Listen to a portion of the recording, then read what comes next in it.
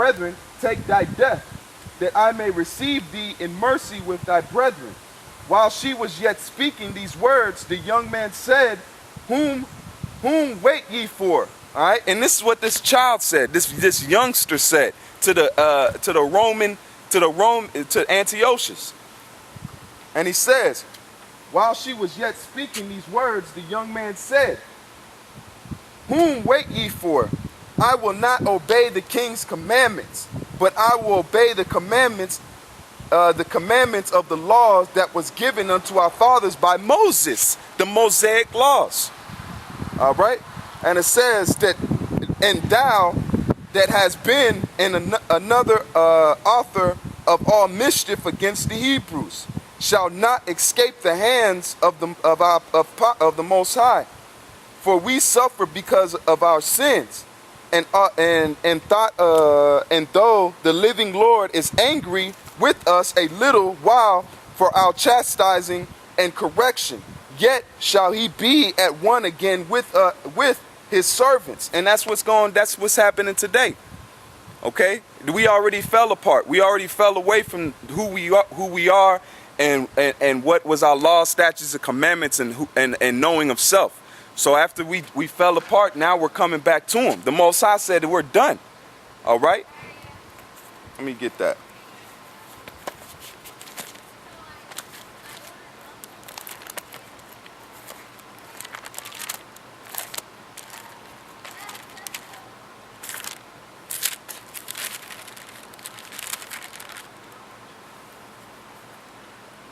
This is Isaiah 41:8.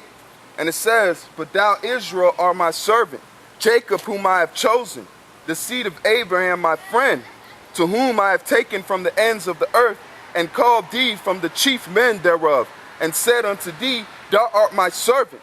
I have chosen thee, and not cast thee away. Fear thou not, but I am with thee. Be not dismayed, for I am thy power. I will strengthen thee. Yea, I will help thee. Yea, I will uphold thee with the right hand of my righteousness. Behold, all they that were incensed against thee shall be ashamed and confounded. They shall be as nothing, and they that strive with thee shall perish. Okay, so that's exactly what that kid was saying. He's saying, though we fall for our punishment, the only reason we're stuck in the situation we're in today is for our punishment. The only reason we're stuck in these ghettos, the only reason that we went into slavery, only reason that the Native Americans' land was stolen was for our punishment, to fulfill this prophecy. All right? Man, sweating like a true Hebrew slave. And this is back in Maccabees. This is 2 Maccabees 7 and 31, and it says, And thou, that thou hast been the author of all mischief against the Hebrews, shall not escape the hand of the Most High, for we suffer because of our sins. And though the living power be angry, though the living Lord be angry with us a little while for our chastising and correction, yet shall he be at once again with his servants. But thou, O godless man, and that's these heathens out here, okay? That's these Edomites, that's these Rothschilds, these DuPonts, these Gettys, these Oppenheimers, okay? They're godless men. These heathens are godless men because the Most High is not dealing with them. And it says, But thou, O godless man, and of all others most wicked, be not lifted up without a cause, nor puffed up with uncertain hopes, lifting up thy hand against the servants of the Most High. For thou hast not yet escaped the judgment of the Almighty Power, who seeth all things. For our brethren, who now have suffered all sorts pain, are dead under the Most High's covenant of everlasting life. But thou, it says, But thou, though thy judgment of the Most High shall receive just punishment for thy pride. That's why you can't be lifted up in this thing. You can't be prideful. Okay? You can't be prideful because his law, statutes, and commandments go against that. All right? Read that again. And it says, for our brethren who have now suffered a short pain are dead under the Most High's covenant for everlasting life. But thou, though the judgments of the Most High shall receive just punishment for thy pride. But I, as my brethren, offer up my body and life for the laws of our fathers. So what you talking about, Yashawan? What you talking about, man? The laws are done away with. This thing, that's what the Most High Son gave his life for the redemption of us, the elect. Okay? And it was under the laws. He was faultless. He was a sacrificial lamb without blemish. He didn't sin. And it says, but I, as my brethren, offer up my body and life for the laws of our fathers, beseeching the Most High that he would speedily be merciful unto our nation, and that thou by torments and plagues mayest confess that he alone is the power. And that's what he's going to be doing today. Just like the shooting at the movie theaters. That was a punishment from on high. The Most High orchestrated that. Orchestrated those people to be put to death. All right? And that's how he's going to plague this place. Modern day Egypt. Modern day Sodom and Gomorrah. And it says, in me and my brethren, the wrath of the Almighty, which is justly brought upon all our nation, may cease.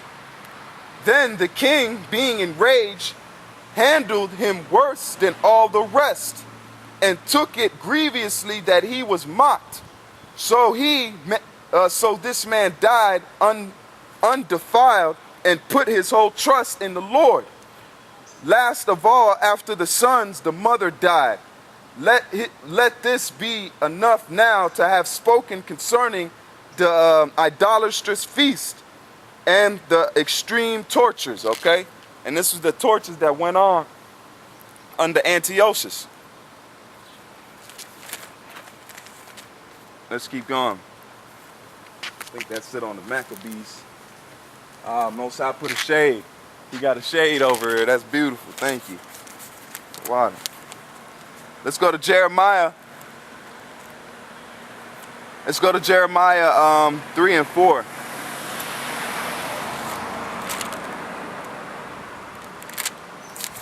This is Jeremiah 3 verse 4.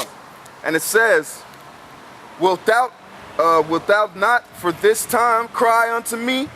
My Father, thou art the guide of my youth. Will he reserve his anger forever? Will he keep it to the end? Behold, thou hast spoken and done evil things as thou couldest. The Lord's Salakia. Let me go back. Let me start at 1. This is Jeremiah 3 verse 1, and it says, they say if a man put away his wife and she go... Salakia, that's it on that. 14, Salakia. This is Jeremiah 3 and 14. We'll start at 13. And it says, only acknowledge thine iniquities that thou hast transgressed against. And what iniquities have we transgressed? The laws of the Most High, the laws, statutes, and commandments. All right? The 613 odd some laws, statutes, and commandments that was given unto us. Okay? Because it was a contract. The Most High said, if you do this, you'll get this. If you don't do this, you'll get that. And that was a just contract, just like the penny a day. All right? If you come in this thing, you're promised your payment. It don't matter if you come in at the beginning or you come in at the last trump. All right? Or the last call. If you come in at the last, you still get that penny a day, that payment, the kingdom.